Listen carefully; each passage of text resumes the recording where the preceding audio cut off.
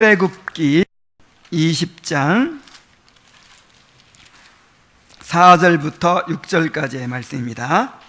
출애굽기 20장 4절부터 6절까지의 말씀을 다 같이 암송하시겠습니다. 암송을 이거 끝날 때까지 계속 하겠어요.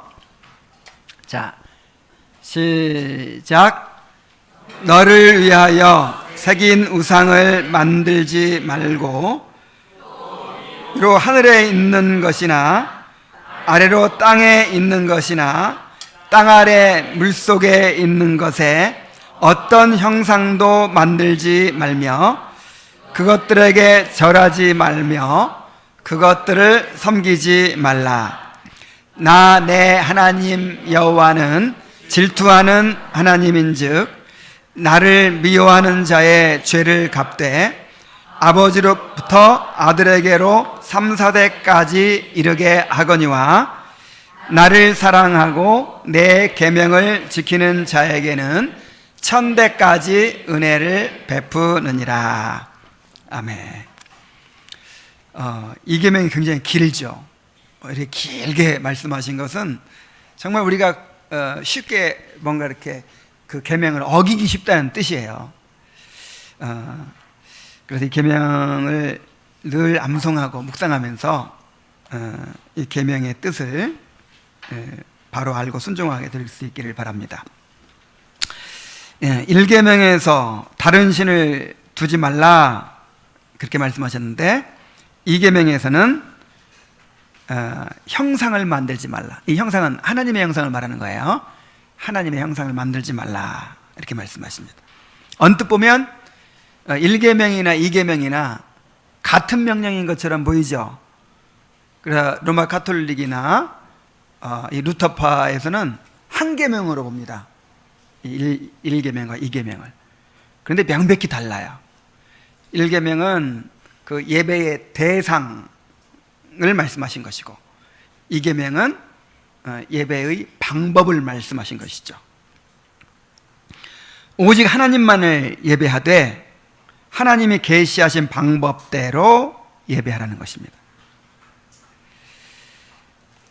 이것은 이제 우리의 모든 삶에 관계된 것이지만 그것이 극명하게 드러나는 것이 바로 공예배예요. 예배. 하나님께서 우리에게 주신 모든 명령, 특히 10계명이 이제 우리의 모든 삶에 다 관계된 것이지만 특히 어디서 드러나요? 예배, 이 공예배 가운데서 드러나게 됩니다. 자, 2계명을 특히 2계명이 요구하는 의무에 대해서 오늘은 살펴보도록 하겠습니다. 제 107문을 함께 읽죠. 자, 시작. 제 2계명은 무엇입니까? 답. 제 2계명은 너를 위하여 새긴 우상을 만들지 말며 또 위로 하늘에 있는 것이나 아래로 땅에 있는 것이나 땅 아래 물속에 있는 것에 아무 형상이든지 만들지 말며 그것들에게 절하지 말며 그것들을 섬기지 말라. 나 여호와 너의 하나님은 질투하는 하나님인즉 나를 미워하는 자의 죄를 갚되 아비로부터 아들에게로 3, 4대까지 이르게 하거니와 나를 사랑하고 내 계명을 지키는 자에게는 1000대까지 은혜를 베푸느니라고 하신 것입니다. 그랬죠.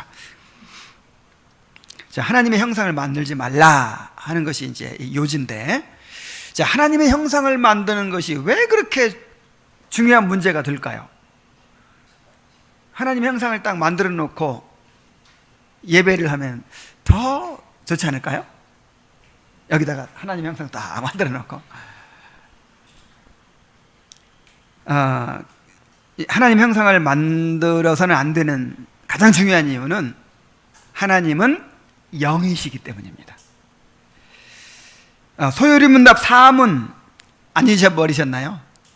다 같이 한번 외워보겠습니다. 자, 시작. 하나님은 어떤 분이십니까? 하나님은 영이신데 그의 존재하심과 지혜와 능력과 거룩하심과 공의와 선하심과 진실하심이 무한하시며 영원하시며 불변하십니다 그랬죠. 우리 어린이들 이 외우는 소리가 너무 아름답게 들려요. 하나님은 영이신데 그랬죠. 하나님이 영이 아니라면 무한하실 수가 없고 영원하실 수가 없고 불변하실 수가 없어요. 일단 어떤 형상이 있으면, 눈에 보이는 어떤 형상이 있으면 이 형상, 눈에 보이는 형상은 절대로 무한할 수 없죠. 거기에 갇히는 거잖아요. 이렇게 시공간적으로 이렇게 한정되는 거잖아요. 일단 눈에 보였다 하면. 그리고 영원할 수도 없어요. 우리 눈에 보이는 모든 존재는 영원하지 않아요. 그리고 불변할 수도 없어요. 그래서 어떤 형상을 만드는 것 자체가 하나님의 하나님 되심을 부정하는 일이 돼요. 자, 우리의 생각대로 하나님의 형상을 만들게 되면 어떻게 되겠습니까? 하나님의 모습을, 그 형상을 만드는 주체가 누구죠? 결국 사람이잖아요. 그러면 사람이 하나님을 규정한다는 것이잖아요. 내가 잘 만들면, 이쁘게 만들면 이쁜 하나님, 좀 미우게 만들면 미운 하나님, 크게 만들면 큰 하나님, 작게 만들면 작은 하나님. 그러니까 내가 하나님을 규정해요. 그리고 이제 그러다 보니까 하나님을 인간의 생각대로 왜곡한 것이 되죠. 그래서 하나님이 모독을 당하시는 거예요. 여러분 굴욕 사진 뭐 이런 거 있죠. 굴욕 사진. 사진을 찍었는데 이상하게 나온 거예요. 뭔가 이렇게 표정이 바뀌는 순간 딱 찍어가지고 이상하게. 그거를 막 SNS에 공개하고 그러면 뭐라고 그래요? 막 모욕을 당한 것처럼 막 화를 냈죠. 이게 내가 아니라 이거야. 내 모습이 원래 이렇지 않다는 거죠. 그런데 감히 하나님을 그렇게 우리 마음대로 규정하고 왜곡시키면 어떻게 되겠어요? 엄청난 모독이 되겠죠. 그리고 이제 결정적으로 중요한 거, 하나님을 내 마음대로 주장을 하게 돼요. 하나님이라는 이제 형상을 딱 만들었다 칩시다. 안방에 놓고 싶으면 안방에 갖다 놓고, 거실에 놓고 싶으면 거실에 갖다 놓고, 내 마음대로 하나님을 옮겨 다닐 수가 있겠죠. 결국 하나님의 형상을 만들어서 그렇게 섬기려고 하는 것은 자기가 주인 노릇하려고 하는 거예요. 내가 하나님 노릇하려고. 하나님을 나를 위한 하나님, 내가 지배하고 내 마음대로 움직이는 그런 하나님으로 만들겠다는 거예요. 그래서 전능하신 종을 하나 이렇게 이제 소유하는 거죠. 그래서 하나님의 형상을 만들지 말라고 하면서 덧붙이신 말씀이 있어요. 너를 위하여 그랬어요. 결국 형상 만드는 건 누구를 위하여? 너를 위하여, 너를 위하여. 우리 자신을 위해 만드는 거예요.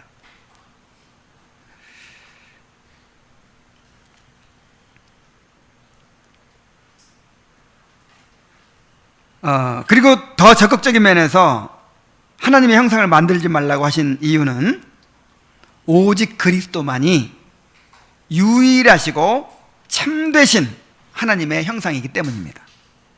진짜 하나님이 하나님은 보이지 않기 때문에 만들려고 하는 거죠. 하나님은 보이지 않고 접근할 수 없기 때문에 우리가 눈에 보이게 접근할 수 있도록 형상을 만들려고 하는데, 그걸 누가 해주겠다?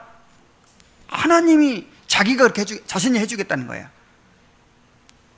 그리스도를 우리에게 하나님을 드러내는 형상으로 허락하신 거예요. 그래서 그리스도만이 하나님의 참된 형상이시고 완전한 형상이십니다. 그리스도의 어떤 육체를 말하는 게 아니에요.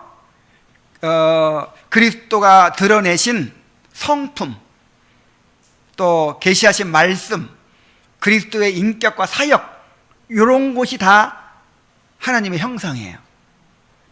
우리는 하나님을 알 수 없어요. 그런데 그리스도가 이 땅에 오셔서 하나님을 우리에게 보여주셨어요. 요한일서 1장 18절에 본래 하나님을 본 사람이 없으되 아버지 품속에 있는 독생하신 하나님이 나타내셨느니라. 고린도후서 4장 4절에 그 중에 이 세상 신이 믿지 아니하는 자들의 마음을 혼미하게 하여 그리스도의 영광의 복음의 광채가 비치지 못하게 함이니 그리스도는 하나님의 형상이니라. 우리 그리스도를 통해서 하나님을 보는 것입니다. 골로새 1장 15절에 그는 보이지 아니하는 하나님의 형상이시요 모든 피조물보다 먼저 나신 자니 그랬죠. 그러므로 우리가 하나님을 알려면, 하나님께 나아가려면 누구를 통해서만 나아가야 돼요? 그리스도를 통해서. 그리스도를 통하지 않으면 절대로 올바로 하나님을 알 수도 없고 구원받을 수 없고 예배할 수 없어요. 자, 그리스도를 통하지 않고 하나님을 그렇게 섬기려고 하는 여호와 하나님, 우리가 섬기고 하나님을 섬기려고 하는 사람들이 있죠. 예를 들어서 유대인들이 얼마나 하나님을 경외하고 자기들 나름대로 경외하고 그렇게 하나님께 충성하고 하나님 섬기려고 합니까? 근데 그 사람들 하나님 믿는 거 아니에요. 어떤 목사님들은 지금 유대인들이 세계에서 노벨상을 제일 많이 받고 세계 경제를 주름잡고 이게 다 유일이신 하나님을 잘 섬겨서 그런데요. 11조를 잘 들어서 그런데 정말 그분은 복음을 모르는 분이에요. 유대인들은 하나님 아는 게 아니에요. 요한복음 14장 6절에 예수께서 가라사대 내가 곧 길이요 진리요 생명이니 나로 말미암지 않고는 아버지께로 올 자가 없느니라 그랬어요. 그래서 그 사람들은 하나님 믿는 거 아닙니다. 하나님 아는 거 아닙니다. 그리고 또 있어요. 그 이슬람, 이 이슬람 사람들도 사실은 우리가 믿는 그 하나님 믿는다고 이제 주장하는 거예요. 그런데 그 하나님 믿는 거예요, 안 믿는 거예요? 안 믿는 거예요. 그리스도를 모르면 하나님 알 수 없어요. 그리스도가 유일하게 하나님을 보여주는 형상인데 그리스도를 통하지 않고 어떻게 알아요?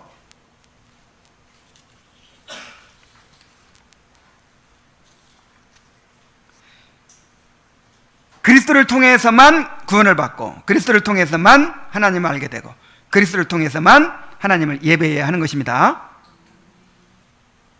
이것이 바로 진리로 예배한다는 뜻이에요. 요한복음 4장 24절에 하나님은 영이시니 예배하는 자가 영과 진리로 예배할지니라 그랬죠. 이 영은 성령을 말하는 것이고 진리는 그리스도를 말하는 거예요. 모든 진리가 누구를 지향하고 있어요? 그리스도를. 그래서 우리가 신앙생활을 하면서도 항상 그리스도를 떠나서 뭔가 하나님을 찾으려고 해서는 안 돼요. 그냥 하나님은 사랑의 하나님이시죠. 사랑의 하나님. 근데 그리스도 떠나서 그 사랑이 어떻고 이게 아무 의미가 없는 거예요. 그냥 모든 사람에게 보편적으로 주어진 일반 은혜 그거밖에 안 돼요. 그리스도의 사랑을 하나님의 사랑을 우리가 어떻게 체험해요? 그리스도를 통해서 하나님의 긍휼, 또 하나님의 신실하심, 모든 하나님의 속성들, 하나님의 거룩하심 다 누구를 통해서? 그리스도를 통해서. 하나님을 예배하는 것도 그리스도를 통해서. 그래서 그리스도가 이렇게 하나님의 유일한 형상이기 때문에 우리가 다른 형상을 만들면 안 된다는 것입니다. 이제 오직 그리스도를 통해서만 이제 하나님을 예배해야 된다는 것인데, 이제 이것이 그야말로 핵심이죠, 핵심. 그런데 이제 오직 그리스도를 통해서만 해야 된다는 것을 이제 우리의 삶에 적용할 때는 다 세세한 이제 내용들을 우리가 살펴야 될 필요가 있어요. 그래서 제1계명 요구하는 의무를 또 말하고 있습니다. 제 108문을 보겠습니다. 함께 읽겠습니다. 시작. 제2계명에서 요구하는 의무들은 무엇입니까? 답. 제2계명에서 요구하는 의무들은 하나님께서 당신의 말씀으로 제정하신 종교적 예배와 규례를 받아 준수하고 순전하게 그리고 전적으로 지키는 것입니다. 특히 그리스도의 이름으로 드리는 기도와 감사, 말씀을 읽고 선포하고 듣는 것, 성례의 시행과 받음, 교회 정치와 권징, 직분적 사역과 그것의 유지, 종교적 금식, 하나님의 이름으로 맹세하는 것, 하나님께 서약하는 것, 모든 거짓된 예배를 부인하고 미워하며 반대하는 것, 각자의 지위와 부르심에 따라 거짓된 예배와 모든 우상 숭배의 기념물들을 제거하는 것입니다. 제2계명의 그 핵심이 하나님을 바르게 예배하라는 거죠. 바르게 예배하는 건데 곧 이제 그리스도를 통해서 예배하는 것인데, 근데 명령 자체는 부정 명령으로 되어 있어요. 형상을 만들지 말라 이렇게 되어 있어요. 그래서 우리가 지난번에 배웠듯이 부정 명령에는 긍정 명령이 들어있기 때문에 이제 바르게 예배한다는 게 무엇인지 그 긍정 명령을 살펴보는 것이죠. 자, 먼저 하나님께서 당신의 말씀으로 제정하신 종교적 예배와 규례를 받아 준수하고 순전하게 그리고 전적으로 지키는 것입니다. 그랬어요. 그러니까 하나님께서 정해주신 방법대로 예배하라는 것이죠. 그거를 철저하게 지키라는 거예요. 예배는 결코 인간의 생각대로, 인간의 선호도나 편리성에 따라서 마음대로 드려서는 안 됩니다. 오직 하나님이 계시하신 방법대로 하나님을 예배해야 합니다. 신명기 32장 46절 37절에 보면은 그들에게 이르되 내가 오늘 너희에게 증언한 모든 말을 너희의 마음에 두고 너희의 자녀에게 명령하여 이 율법의 모든 말씀을 지켜 행하게 하라 그랬어요. 이 율법의 모든 말씀을 나만 지키는 것이 아니라 자녀들에게까지 지켜 행하게 하라 그랬어요. 마태복음 28장 20절에 내가 너희에게 분부한 모든 것을 가르쳐 지키게 하라. 나만 지키는 것이 아니라 지키게 하라 그렇게 말하죠. 주님께서 분부한 모든 것들. 그 다음에 디모데전서 6장 13절 14절에 보면은 우리 주 예수 그리스도께서 나타나실 때까지 흠도 없고 책망받을 것도 없이 이 명령을 지키라. 그러니까 대충 지키면 안 되는구나 하는 것을 알 수 있죠. 흠도 없이, 점도 없이, 흠도 없이 책망받을 것도 없이 그렇게 철저하게 지키려고 해야 된다는 거예요. 우리가 모든 것들을 다 하나님의 말씀대로 순종해야 하는데 이것이 무엇보다도 하나님을 예배하는 가운데 가장 분명하게 드러나야 합니다. 아니, 예배 드리는 것도 하나님 뜻대로 안 드려. 근데 어떻게 우리가 삶에서 하나님 뜻대로 산다고 할 수 있겠어요? 예배도 자기 마음대로 드리면서. 로마 가톨릭 교회나 이 루터파 교회 그리고 성공회에서는 이제 성공회에서 나온 감리교도 비슷해요. 성경이 금한 것이 아니라면 모든 것이 허용된다고 생각합니다. 성경에 하지 말라는 거 빼놓고는 우리에게 유익한 것들은 다 만들어낼 수 있다 이렇게 생각을 해요. 그래서 예배에 온갖 그런 사람 생각에 이렇게 하면 좋겠다 하는 것들을 다 만들어냅니다. 요즘에는 뭐 드라마 예배 뭐 이런 것도 생겼어요. 영화 예배. 영화 예배가 뭐냐면 사람들 영화 좋아하잖아요. 그러니까 1시간 동안 이렇게 지루한 설교 듣느니 영화를 이렇게 보여주는 거죠. 뭐 쇼생크 탈출, 뭐 그다음에 미리양 뭐 이런 거 이제 보여주면서 편집해서 그 영화를 편집해 가지고 보여주면서 거기다가 이제 이렇게 교훈을 덧붙이고, 그러면 지루하지도 않고 얼마나 좋겠어요. 아니면 드라마를 해요. 이렇게 뭐 오늘 아브라함 이야기를 했는데 그거를 막 이렇게 길게 설교할 거 없이 여기서 연극을 하는 거예요. 연극을. 그 연극이 설교예요. 그러니까 엄청나게 실용적인 사고죠. 그리고 이제 예배 사람들이에게 뭔가 도움이 될 것 같은 거 다 하는 거예요. 심지어 향을 사용하기도 해요. 이 안에 들어오면 좋은 냄새가 탁 나는 거예요. 그리고 뭐 향식 같은 걸 막 사용하기도 하고. 하여간 사람의 생각이 좋은 건 다 이걸 가리켜서 예배의 규범적 원리 혹은 허용적 원리라 그래요. 무슨 원리? 규범적 원리, 허용적 원리. 근데 우리 개혁파 교회에서는 어떻게 주장을 하느냐면 하나님께서 금하지 않은 것은 다 해도 된다. 이게 이제 규범적 원리죠. 허용적 원리죠. 근데 개혁파 교회에서는 하나님께서 명령하신 것이 아니면 하면 안 된다. 하나님께서 명령하신 대로만 예배해야 되고 어떤 것도 더하거나 빼면 안 된다. 이렇게 이제 믿습니다. 이거를 예배의 규정적 원리라고 해요. 우리 한번 따라해 봅시다. 규정적 원리, 규범적 원리. 자, 어떤 게 옳아요? 규정적 원리. 예배의 규정적 원리를 우리는 따라요. 자, 인간의 생각대로 예배를 드리다 보면 어떻게 될까요? 왜 이렇게 규정적 원리를 성경에서 명했고 또 개혁자들은 그렇게 강하게 주장을 할까요? 인간의 마음은 우상 공장이에요.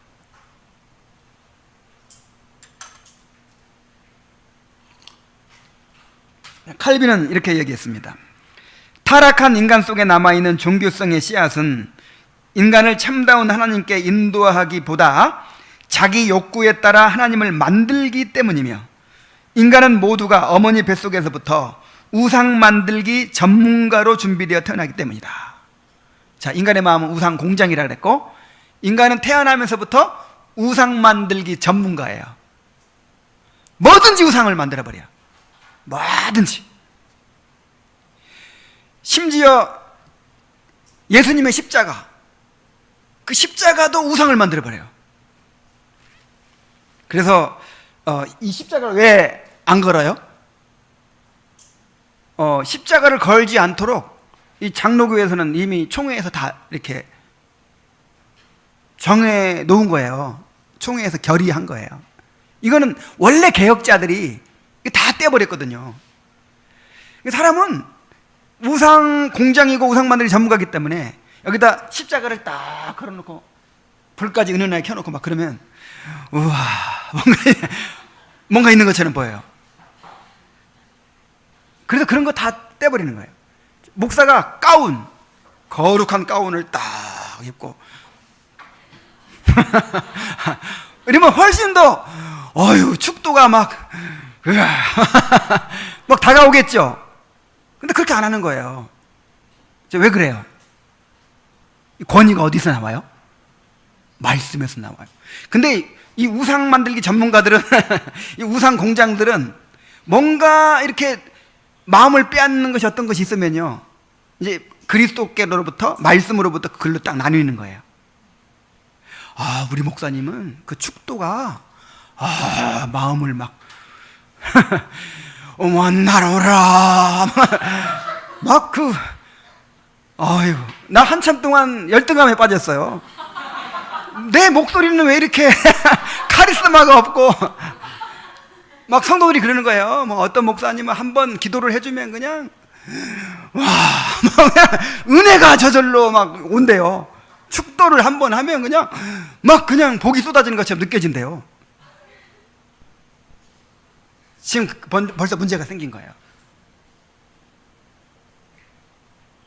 오로지 말씀의 권위가 있어야 되고 그리스도 중심이어야 되는데 거기서 마음을 이렇게 나뉘어지게 하고 빼앗게 되면 이게 이제 우상 숭배로 가는 것이거든요. 그래서 인간의 생각대로 해서는 안 된다는 거예요. 인간의 생각대로.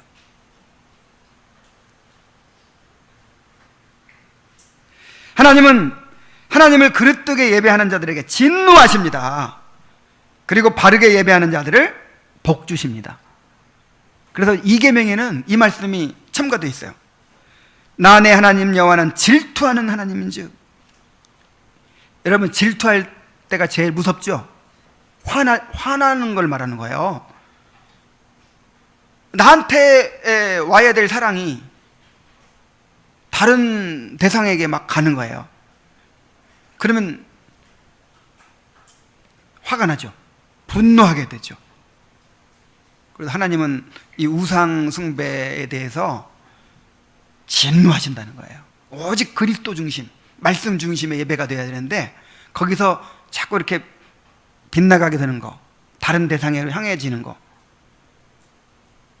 이거를 불쾌하게 여기시고 진노하신다는 거예요. 그리고 나를 미워하는 자의 죄를 갚되. 난 미워한 적 없는데요. 근데 하나님은 그걸 미워하는 걸로 간주하시는 거예요. 아니, 그리스도를 형상으로, 유일한 형상으로 보내줬는데 그리스도에 초점을 맞추지 않고 그냥 어떤 인간적인 수단, 다른 것들을 이렇게 마음을 주면 이거 엄청난 모독이잖아요. 이게 미워하는 게 아니고 뭐예요? 그런 사람의 죄를 갚으신다 그랬어요. 심지어 3, 4대까지 이르게 한다. 그러나 나를 사랑하고 나의 계명을 지키는 자에게는 1000대까지 은혜를 베푸신다 그랬어요. 참, 하나님의 뜻대로, 하나님이 기뻐하시는 대로 그렇게 예배하는 자들을 하나님께서 복 주십니다. 자, 이걸 이제 구체적으로 적용을 또 합니다. 특히 그리스도의 이름으로 드리는 기도와 감사, 말씀을 읽고 선포하고 듣는 것, 성례의 시행과 받음, 교회 정치와 건징, 직분적 사역과 그것의 유지, 종교적 금식, 하나님의 이름으로 맹세하는 것, 하나님께 서약하는 것, 모든 거짓된 예배를 부인하고 미워하며 반대하는 것, 각자의 지위와 부르심에 따라 거짓된 예배의 모든 우상숭배의 기념물들을 제거하는 것입니다 그랬어요. 자, 한 가지 살펴봅니다. 그리스도의 이름으로 드리는 기도와 감사 그랬어요. 우리는 항상 그리스도의 이름으로 기도하고 감사를 드려야 합니다. 빌보 4장 6절에 아무것도 염려하지 말고 다만 모든 일에 기도와 간구로 너희 구할 것을 감사함으로 하나님께 아뢰라 그랬어요.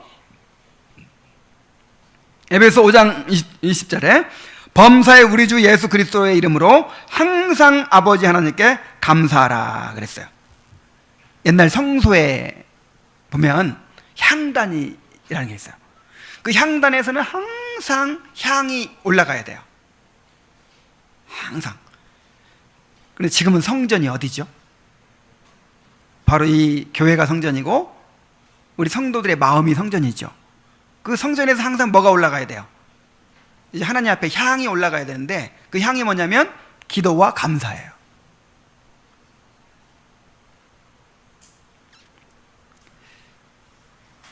그래서 이 기도와 감사는요, 내가 필요할 때만 하는 게 아니에요.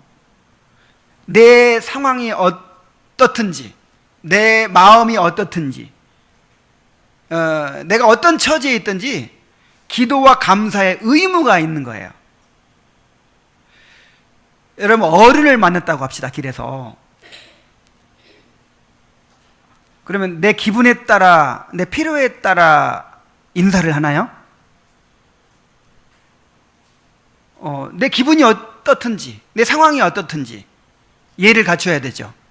인사를 해야 되죠. 그런 것처럼 우리가 항상 하나님을 모시고 있는데, 우리 마음의 성전에 하나님이 계시는데 항상 이 제단에서 향이 올라가야 돼요.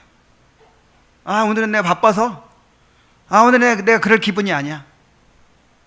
요즘에는 기도할 제목이 없어. 심지어 이런 사람도 있어. 그러니까 철저하게 지금 누구 중심이에요? 나 중심. 나를 예배하며 살아요. 나를 예배해. 이제 나한테 필요할 때 기도하는 거죠.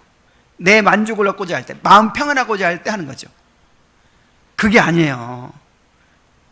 우리는 항상 향을 끊이지 말고 하나님께 올려드려야 돼요. 다니엘 보세요.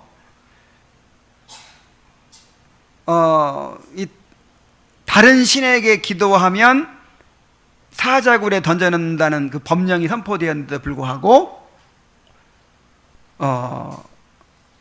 목숨을 걸고 하루 3번씩 뭐 했어요? 감사하였더라 그러잖아요. 감사하였더라. 어떤 상황에서도 감사하시기 바랍니다.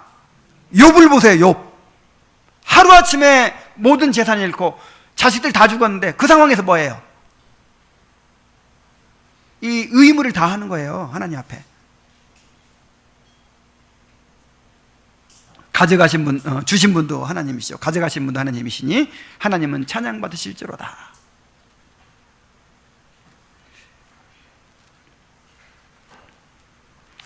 기도와 감사의 의무를 잊지 마시기 바랍니다. 여러분을 성전 삼으시고 또 제사장 삼으신 것은 제사 드리라고, 하나님 앞에 늘 감사의 제사를 드리라고 그렇게 제사장 삼으시고 또 성전을 삼으셨어요. 근데 말로만 이제 배웠다고 나는 하나님의 왕같은 제사장이라고. 왕같은 제사장이면 제사장 노릇을 해야지. 그건 안 하면서 왕같은 제사장이라고, 나는 뭐 하나님의 성전이라고. 아니 향불이 안 올라간 지가 향이 꺼져버린 지가 오래됐어. 근데 무슨 성전이에요? 정말 중요합니다. 근데 사실은 이것이 우리를 또 살려요. 하나님이 우리 받아먹고 싶어갖고 이런 명령 하시는 것이 아니라 우리가 끊임없이 하나님 앞에 기도와 감사를 드림으로 우리 영혼이 살게 되는 것입니다. 공예배 가운데서도 기도와 감사가 반드시 필요하죠. 그 다음에 말씀을 읽고 선포하고 듣는 것. 자, 예배의 중심은 하나님의 말씀을 읽고 선포하고 듣는 것입니다. 신명기 17장 19절에 평생에 자기 앞에 두고 읽어서 그 하나님 여호와 경유하기를 배우며 이 율법서의 모든 말과 이 규례를 지켜 행할 것이라. 이건 이제 이스라엘 왕들에게 주신 명령인데, 평생에 자기 앞에 두고 읽으면서 계속해서 하나님 경유하기를 배우도록 그렇게 되어 있어요. 왕에게. 요한계시록 1장 3절에 보면은 이 예언의 말씀을 읽는 자와 듣는 자와 그 가운데 기록한 것을 지키는 자들은 복이 있나니 때가 가까움이라. 여기서 말씀을 읽는 자는, 여러분 성경을 읽는다고 할 때 개인적으로 읽는 것을 말하는 게 아니에요. 이제 왕 같은 경우는 구약 시대에 특별한 경우죠. 자, 일반 백성한테는 성경이 있어요, 없어요? 없어요. 그리고 신약 시대에도 없어요. 초대교회도 없어요. 개인적으로 성경을 소유하고 읽게 되는 것이 언제쯤부터일까요? 적어도 이제 구텐베르크가 인쇄기 발명하기 전까지는요, 성경 한 권을 개인적으로 소유하려면 집 10채 값도 넘었대요. 그러니까 개인적으로 성경을 못 소유하는 거예요. 그리고 그 후에도 문맹자들 많고, 이 개인적으로 성경을 읽기 시작한 것은 얼마 안 됐어요. 근대에 이르러 이렇게 된 거죠. 그러니까 여기 성경 읽는다고 할 때는 항상 공적인 거예요. 이 예언의 말씀을 읽는 자들과 하는 거는 이제 회당에서, 이 예배당에서 이렇게 두루마리를 꺼내서 읽는 거죠. 옛날 설교는 지금처럼 이렇게 안 해요. 그냥 읽는 거예요. 두루마리를 이렇게 읽어주면 그게 설교예요. 물론 이제 어려운 것은 거기다 좀 덧붙여서 뭐 이렇게 설명도 하겠죠. 그래서 공적으로 읽는 걸 말하는 것입니다. 그래서 그 전통이 있기 때문에 지금도 예배 시간에 이 성경 읽는 게 중요해요. 그걸 성경 봉독이라고 하는데, 그 성경 봉독할 때 설교하기 위해서 이렇게 준비하는 거구나, 그러면 안 돼요. 그때 그 말씀을 잘 들어야 돼요. 자, 우리는 성경 봉독을 약식으로 하고 있어요.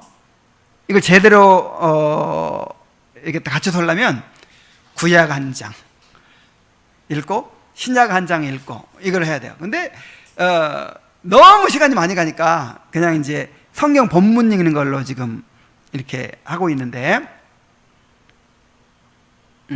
이게 참 중요해요.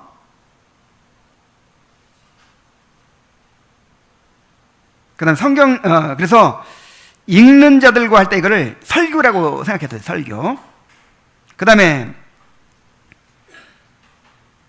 듣는 자와, 이제 그 성경을 앞에서 읽어줄 때 그거를 듣는 이제 회중들이죠.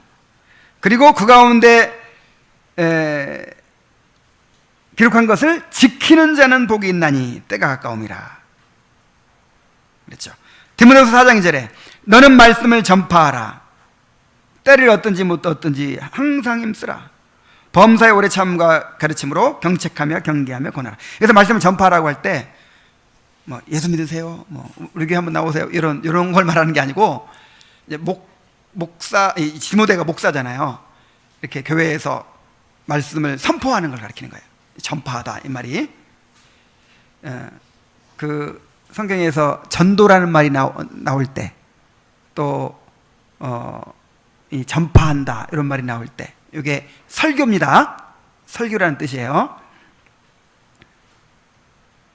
야고보서 1장 21절 22절에 보면은 그러므로 모든 더러운 것과 넘치는 악을 내어버리고 너희 영혼을 능히 구원할 바 마음에 심어진 말씀을 온유함으로 받으라. 그러니까 예배는 하나님의 말씀이 선포되고 또 그 말씀을 하나님이 주시는 말씀으로 그거를 받아들이고 그 말씀에 굴복하고, 요거 자체가 예배예요. 요거. 목사는 말씀을 선포함으로, 또 성도들은 그 말씀을 잘 들음으로 하나님께 영광 돌리는 거예요. 이게 예배의 중심입니다. 로마 가톨릭은 온갖 의식들을 만들어내 가지고 이제 의식 중심의 예배를 만들어 버렸거든요. 개혁자들이 그걸 싹 없애버리고 말씀 중심의 예배로 바꿨어요. 자, 우리 교회 예배 순서를 가만 보세요. 대부분이 말씀이에요. 그죠? 맨 처음에 우리가 하나님 앞에 고백함으로 시작하죠. 그것도 말씀. 또 축복을 받죠. 말씀. 십계명 낭독하죠. 사도신경 고백하는 것도 말씀이네요. 이제 넓게 생각하면 십계명 낭독하는 것도 말씀, 성경 봉독도 말씀, 설교도 말씀, 축도도 말씀. 철저히 말씀 중심이죠. 이렇게 말씀 중심의 예배로 개혁자들이 바꾼 거예요. 그래서 정말 여러분들이 말씀을 잘 듣는 게 예배입니다. 정말 뭐 경배와 찬양이라고 막 그렇게 열광적으로 그냥 찬양하고 지쳐가지고는 말씀 시간에는 졸아. 그리고 이제 설교 끝나고 다시 또 찬양할 때는 막, 우와, 이게 얼마나 참, 이 하나님이 어떻게 영광을 받으시겠어요? 말씀을 잘 들어야 돼요. 그 다음에 성례의 시행과 받음. 주님이 제정하신 성례를 합당하게 시행하고, 또한 그 성례가 시행될 때 잘 받는 거, 이게 이제 바른 예배죠. 마태복음 28장 19절에 그러므로 너희는 가서 모든 민족을 제자로 삼아 아버지와 아들과 성령의 이름으로 세례를 베풀고 그랬죠. 세례를 베풀라고 했어요. 고린도서 11장 23절 26절에 보면은 성찬을 제정하시고 이것을 행하여 나를 기념하라. 내가 다시 올 때까지 그렇게 해라 그랬어요. 주님의 엄중한 명령이에요. 근데 이런 거를 우리 마음대로 해서 하면 돼야 안 돼요? 성찬을 하니까 별로 의미가 없는 것 같아. 그러니까 대신 뭐 다른 멋진 의식들 많이 하고 그냥 성찬은 또 안 할 수는 없으니까 1년에 한 2번 그냥 형식적으로 하고 이러면 돼야 안 돼요? 안 돼요. 성실하게 주님이 하라는 대로 해야 돼요. 성례를 중요하게 여기고 빠짐없이 참석해야 합니다. 성례를 위해 미리 준비하고 또한 마음을 다해서 참여해야 됩니다. 그러니까 미리 준비하는 것도 중요하고 그 다음에 시행될 때 정말 믿음으로 정말 집중해서 그렇게 잘 받는 것도 중요하죠. 그러니까 그 예배라고 하는 거를 항상 나 중심으로 생각하면 안 된다니까요. 이건 나한테 잘 안 와다. 이건 내 생각하고 다르니까 좀 이상해. 오늘은 오늘은 뭐 컨디션도 안 좋고 오늘은 기분이 별로 뭐. 이게 전부 누구 중심이에요? 나 중심이야. 하나님이 지금 말씀하고 계시고 하나님께서 성찬을 베풀어 주고 계시고 내 기분이 어디 있어요? 내 기분이, 내 컨디션이 어디 있어요? 정말 하나님께 맞춰야지. 이게 예배인 거예요. 그 다음에 네 번째로 교회 정치와 권징이 있어요. 자, 교회 정치. 정치라는 말이 굉장히 부정적으로 지금 우리가 각인이 되어 있어요. 세상 정치가 그렇고 교회에도 정치 좋아하는 사람도 있거든요. 이렇게 막 그런 분들이 있어요. 이렇게 막 그래서 무슨 장자리 올라가기 좋아하고 막 이런 분들. 그런 것들이 너무 많아가지고 정치하면 좀 부정적인 의미로 우리가 받아들이는데 전혀 그렇지 않아요. 정치가 필요해요, 안 필요해요? 필요해요. 주님께서 이거를 만드셨어요. 이 정치라고 하는 거는 주님의 통치를 실현하는 거예요. 우리 주님이 이 교회의 머리이시잖아요. 주님이 왕이시잖아요. 근데 주님이 직접 다스려요? 보이지 않는 주님이? 그래서 직분자들을 세우고 이 정치를 통해서 주님의 왕권을, 주님의 다스림을, 주님의 통치를 실현하시는 것입니다. 정치가 중요합니다. 정말 중요해요. 그래서 정치도 계속해서 우리가 배워가야 돼요.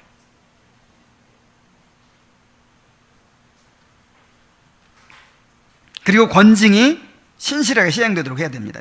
마태복음 16장 19절에 내가 천국 열쇠를 내게 주리니 내가 땅에서 무엇이든지 매면 하늘에서도 매일 것이요 내가 땅에서 무엇인지 풀면 하늘에서도 풀리리라 말씀하셨죠.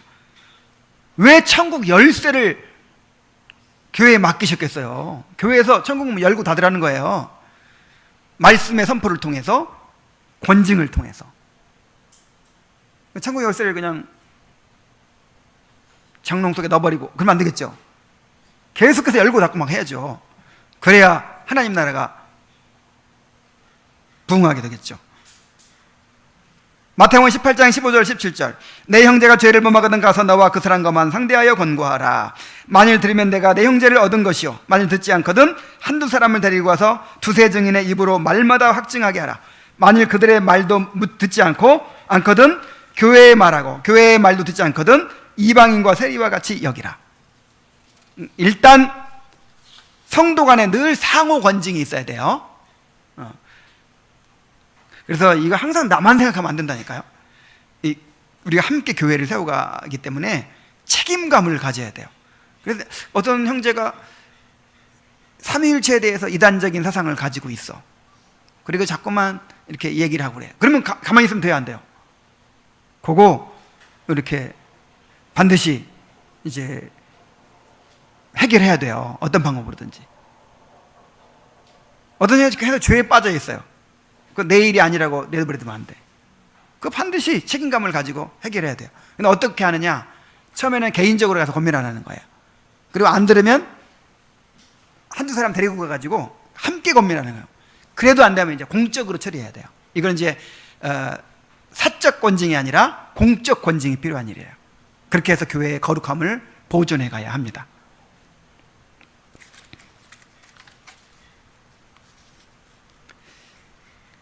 그 다음에 직분적 사역과 그것의 유지. 교회 직분자들을 잘 세우고 그 사역이 잘 유지되도록 그렇게 여러분이 책임을 져야 돼요. 에베소 4장 11절 12절에 그가 어떤 사람은 사도로, 어떤 사람은 선지자로, 어떤 사람은 복음 전하는 자로, 어떤 사람은 목사와 교사로 삼으셨으니 이는 성도를 온전하게 하며 봉사의 일을 하게 하며 그리스도의 몸을 서울이 하심이라. 자, 이 가운데 교회에 있는 직분은 지금 목사죠. 그 다음에 또 이제 장로가 있어요. 장로. 디모데전서 5장 17절 18절에 잘 다스리는 장로들은 배나 존경할 자로 알되 말씀과 가르침에 수고하는 이들에게는 더욱 그리할 것이니라. 여기서 잘 다스리는 장로들, 치리장로라고 그래요. 치리장로. 그러니까 이제 우리가 보통 생각하는 장로님들이죠. 그 다음에 말씀과 가르침에 수고하는 장로, 이것은 이제 목사예요.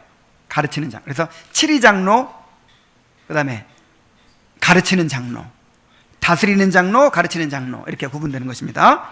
그래서 잘 보세요. 여기서 배나 존경할 자로 알되, 자, 존경할 자로 알라 이 말은 대우를 잘해줘라 그래요. 대우를 잘해줘. 자, 대우를 잘해준다는 말이 무슨 말이에요? 대우를 잘해줘라. 어떻게 하는 게 대우를 잘해주는 거예요? 예를 들어서 우리 회사에 전문 경영인을 모셔왔어요. 그분 최고 대우 해주기라고 모셔왔어. 그 대우해준다 할 때 그게 뭐예요? 두 가지예요. 이 정신적으로 존경해주는 거, 그 다음에 물질적으로 또 이제 보상해주는 것이죠. 그래서 잘 다스리는 장로를 배나 존경할 자로 할 때, 그러니까 그 당시에는 치리 장로도 뭔가 이렇게 있었던 것 같아요. 뭘 받았던 것 같아요. 근데 배나 존경할 자로 하려고 하잖아요. 배나. 그러니까 교회 안에 이제 그 과부들이라든지 이렇게 섬겨야 될, 책임지고 섬겨야 될 사람들이 있었어요. 이제 그런 걸 얘기하면서 이렇게 얘기하는 거니까. 근데 그런 일반적으로 섬겨야 되는 그런 대상들보다 얼만큼이나 배나 존경해야 돼요. 누구를? 다스리는 장로를. 그 다음에 말씀과 또 가르침에 수고하는 이들, 이 말씀 전하는 장로, 목사한테는 또 어떻게 하라고요? 그보다 더 대우를 해주라면. 왜 그렇죠? 이 말씀이 너무 중요하기 때문에. 말씀이 너무 중요하기 때문에. 고린도서 5장 11절, 9장 11절, 13절 14절에 보면은 우리가 너희에게 신령한 것을 뿌렸은즉 너희의 육적인 것을 거두기로 과하다 하겠느냐. 성전의 일을 하는 자들은 성전에서 나는 것을 먹으며 제단에 섬기는 이들은 제단과 함께 나누는 것을 너희가 알지 못하느냐. 이와 같이 주께서도 복음 전하는 자들이 복음으로 말미암아 살리라 명하셨느니라. 그러니까 여러분, 어떤 목사님들은요 능력이 많아가지고요 변호사를 하면서 목회를 한다든지 아니면 뭐 사업을 운영하면서 한다든지 뭐 이런 분들이 있어요.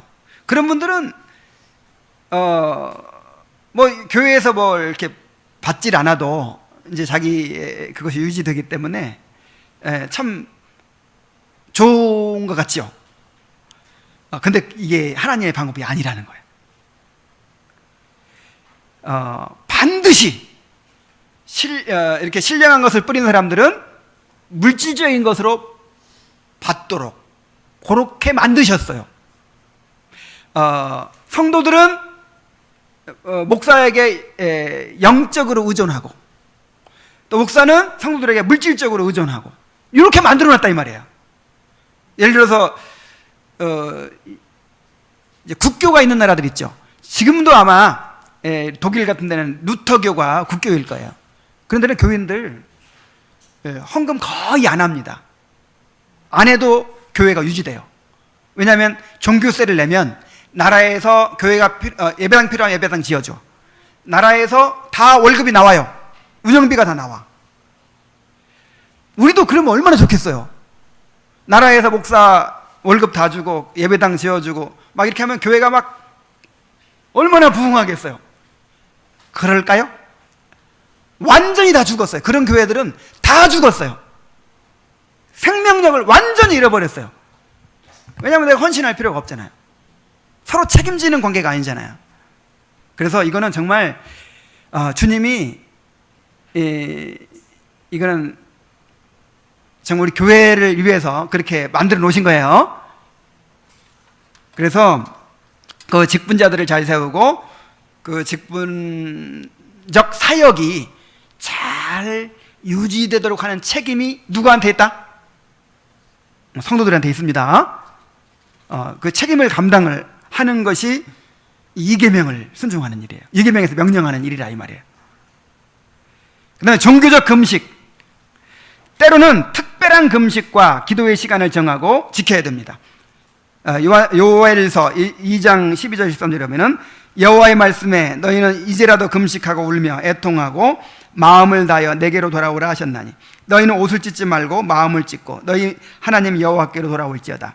그는 은혜로우시며 자비로우시며 노하기를 더디하시며 인애가 크시다. 뜻을 돌이켜 재앙을 내리지 아니하시나니. 어떤 큰 재난이 있다든지 아니면 교회에 어떤 큰 문제가 있다든지 뭐 어떤 그런 필요가 있을 때 이제 교회에서 금식을 선포하고 그렇게 할 수 있어요. 그러면 그때 이제 금식하면서 회개하면서 함께 기도해야 되는 거예요. 그리고 고린도서 7장 5절에 보면 서로 분방하지 말라. 다만 기도할 틈을 얻기 위하여 합의상 얼마 동안 하되 다시 합하라. 자, 이 부부간에 분방하지 못하도록 되어 있거든요. 그런데 해야 될 때가 있어요. 특별한 어떤 기도의 시간을 이렇게 정하고 그를 지킬 필요가 있습니다.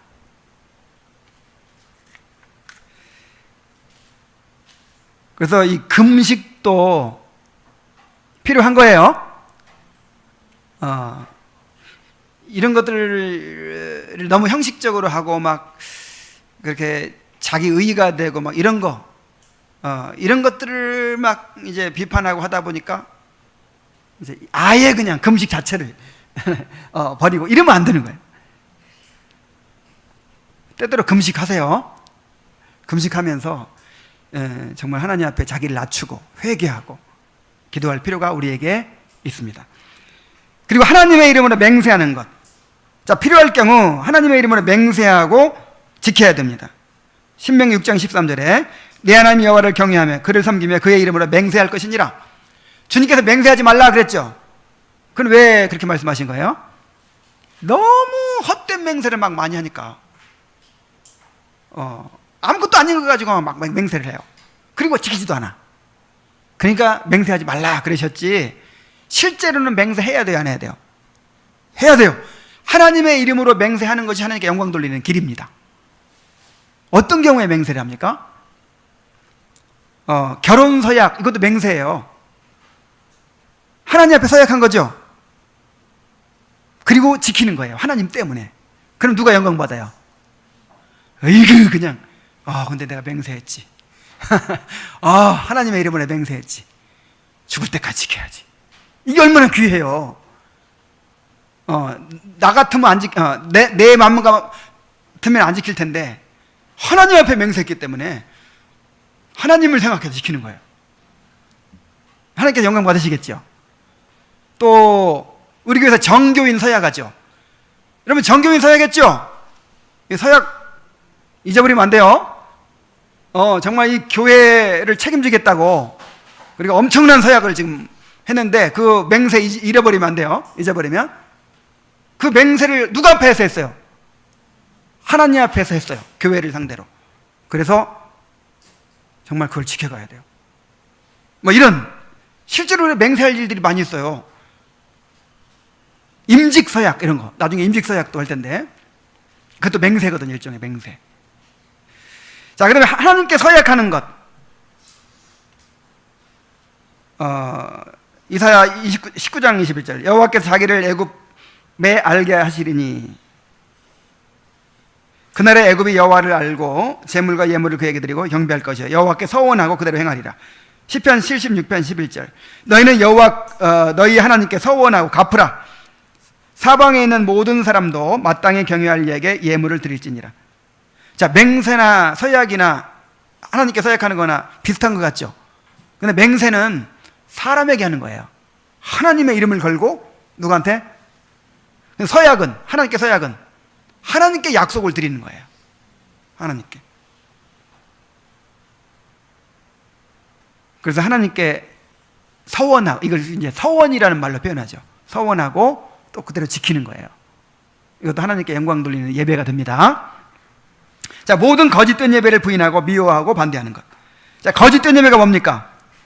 거짓된 신을 예배하는 것이요 또는 하나님을 예배하더라도 거짓된 방법으로 예배하는 것을 말합니다. 자, 우리 안에 오늘날 교회 안에 거짓된 예배가 너무 많아요. 거짓된 예배가. 정말 어떤 대형 교회 목사님인데 세미나에 와가지고 그러는 거예요. 목회 세미나에 와가지고 한 100명 미만 교인들이 찬양 부를 때는 영성이 안 살아난대. 적어도 몇백 명 이상 돼서 찬양할 때 하나님의 임재를 느낀다는 거예요. 곧다우 소리를 하고 있더라. 여러분, 저도 이 안양에 있네. 여기 어떤 성인만 5,000명 모이는 교회에 설교를 해봤어요.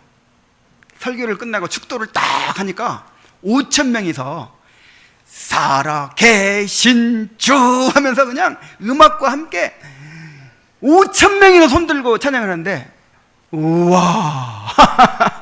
그 분위기가요, 막 하늘로 올라가는 것 같아. 이게 하나님의 임재입니까? 이게 하나님의 은혜입니까? 이런 거짓된 예배가 어디 있어요?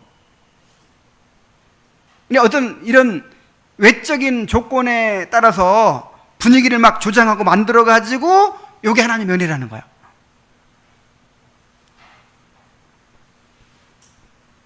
그래서 하나님의 영광을 위한 열심을 가지고 거짓된 예배를 미워하며 반대해야 합니다. 거짓된 예배에 동참하지 말아야 합니다. 사도행 17장 17절에 보면은 바울이 아덴에서 그들을 기다리다가 그 성에 우상이 가득한 것을 보고 마음에 격분하여 회당에서는 유대인과 경건한 사람들과 또 장터에서는 날마다 만나는 사람들과 변론하니, 바울이 그 아테네에 갔을 때 우상들이 너무 많은 것을 보고 마음에 분노가 막 일어나는 거예요. 누구를 위한 분노예요? 하나님을 위한 분노가 막 일어나는 거예요.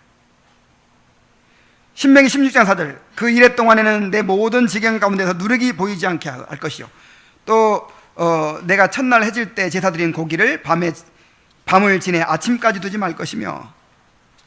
그러니까 이 누룩은 어떤 이제 이 인간의 부패성을 상징하거든요. 그래서 누룩을 다 제사 드릴 때 제하라고 했는데, 이런 식으로 뭔가 거짓된 요소들을 다 제하라는 거예요. 자, 그런 걸 미워해야 됩니다. 반대하고 동참하지 말아야 합니다. 그리고 마지막으로 각자의 지위와 부르심에 따라 거짓된 예배와 모든 우상 숭배 기념물들 제거하는 것입니다. 자, 미워하고 반대만 할 것이니 어떻게 하라고요? 제거해야 돼요. 자, 우상숭배 기념물들은 거짓된 종교의 제단과 형상과 성전들을 가리킵니다. 성경은 이러한 우상숭배의 기념물들은 반드시 제거해야 한다고 명령합니다. 왜냐하면 성도들이 예배에 있어서 이런 것들을 사용할 유혹에 빠지지 않게 하기 위해서입니다. 자, 이런 걸 십자가 왜 제거했어요? 가운 왜 제거해요? 왜냐하면 유혹에 빠지거든요. 유혹에. 설교할 때도, 축도할 때 홀리 보이스 이거 안 돼요. 평상시에는 그냥 거칠게 말하던 사람이 대표 기도 시키면 그냥 홀리 보이스로 변신해가지고 물론 이제 이거는 큰 문제가 아니죠. 이런 우상 하는 것보다. 근데 그런 요소들을 우리가 이제 제거해야죠. 신명기 7장 5절에 오직 너희가 그들에게 행할 것은 이러하니 그들의 제단을 헐며 주상을 깨뜨리며 아세라 목상을 찍으며 조각한 우상들을 불사를 것이니라. 자, 근데 중요한 것은 각자의 지위와 부르심에 따라 제거하라는 거예요. 내가 어느 집안에 시집을 갔어. 근데 그 집에 제사를 드리네. 나는 이거 다 미워하는 것이고 제거하라고 했으니까 제사상을 뒤엎어버리고 자, 이거 돼야 안 돼요? 이런 식으로 개혁하려고 하는 사람들이 있었어요. 그 종교개혁 당시에. 그래가지고 핍박을 자초하는 사람들도 많아요. 내가 왕이면 그렇게 해야지. 그런 권위의 위치에 있으면 제거해도 되는데 밑에 아직 다스림을 받고 있는 사람이 막 그냥 우상을 때려 부셔버리고 막 뒤엎어버리고 그러면 어떻게 돼요? 이건 일단 신앙을 떠나서 이거는 완전히 이 무질서를 조장하는 그런 사람으로 이제 현행법에 저촉이 되고 그래가지고 개혁자들이 오해를 받는 거예요. 국가 질서를 위협하는 자들. 이제 그런 것을 염두에 두고 이렇게 말한 건데, 그냥 일단 절만나 하지 말고 제사 드리는 음식도 같이 만들어주고 그렇게 해야지 어떻게 하겠어요. 이건 내가 나중에 시어머니 됐을 때 그때 없애세요. 지금 며느리가 돼가지고 막 뒤엎어버리려고 하지 말고. 일부 그런 사람도 있긴 있어요. 물론 하나님께서 그렇게 허락하셔서 된 것이지만.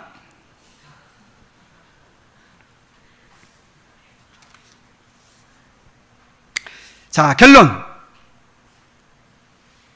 근데 공예배에서든 우리 삶의 예배에서 예배를 드리든 간에 하나님의 말씀에 따라서 그리스도 중심으로 그렇게 바르게 순종하고 바르게 하나님을 예배하는 그런 성도들이 될 수 있길 바랍니다. 기도하겠습니다. 하나님 아버지, 우리가 하나님을 어떻게 예배해야 되는지 가르쳐 주시니 감사드립니다. 아버지 하나님, 우리 마음은 끊임없이 우상을 만들어내는 우상 공장입니다. 우리는 태어날 때부터 우상 만들기 전문가로 태어납니다. 그래서 어떻게 해서든 나를 위해서 내 마음대로 예배의 방식을 만들어내고 하나님을 나를 위한 하나님으로 왜곡시킵니다.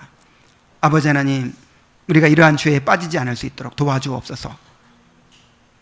거룩하신 하나님을 하나님이 계시해 주신 방법에 따라서 바르게 예배할 수 있도록 도와주시옵소서. 예수님의 이름으로 기도하옵나이다.